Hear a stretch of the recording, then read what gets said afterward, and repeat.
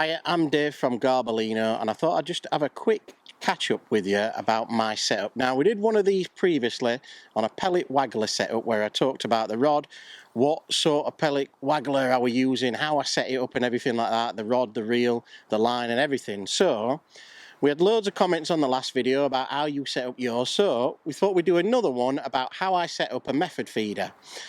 Now, this is going to be a video of how I set up sort of a 10-foot or 11-foot method feeder rod.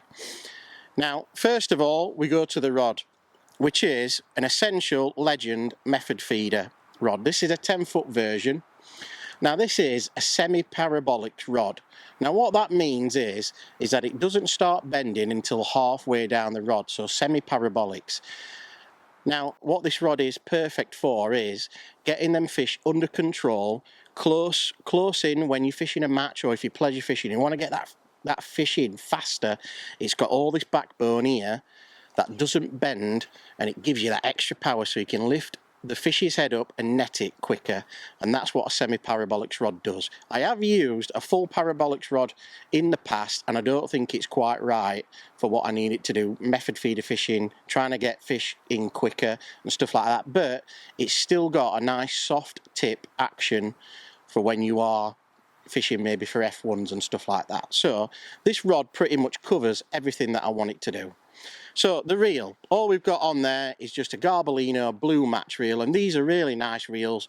They've got that cranking power for when you need it, and it's just a really nice reel. To be honest, you could probably use any sort of 4,000. I don't like a really small one, 3,000. I'd rather have 4,000 or 5,000, but these are really nice. And on this, I've got 8-pound line on. Now, some people use 6, but I prefer 8-pound line, and I'll tell you the reason why is because when I'm playing fish and I'm catching a lot of fish up to 100 pounds, 150 pounds, and I'm using my feeder rod all the time, basically when you're bagging on fish you want a stronger line. 8-pound line just seems to be the right sort of strength line for me. I don't get any crack-offs or anything like that when I'm using a stronger diameter line, and it doesn't matter as well when you're method feeder fishing. I don't think you probably get away with a 10-pound line, to be fair. But on this setup, what I've got a flat bed method feeder, and this is a 30-gram method feeder. That's my go-to standard sort of method feeder. And basically, when you get down to this sort of section here, as you can see, I've got a twizzled sort of boom. So it's like twizzled line with a knot there. Now, some places allow you to have a knot above your line or something like that, and some places don't.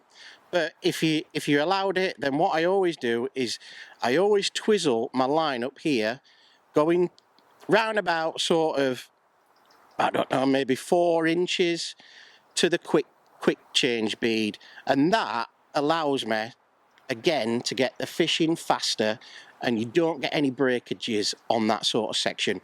When I didn't used to do that, I used to get the odd time where you would get a breakage in that section there, because that's where all the tension is. That's where your method feeders bounce it up and down and everything like that.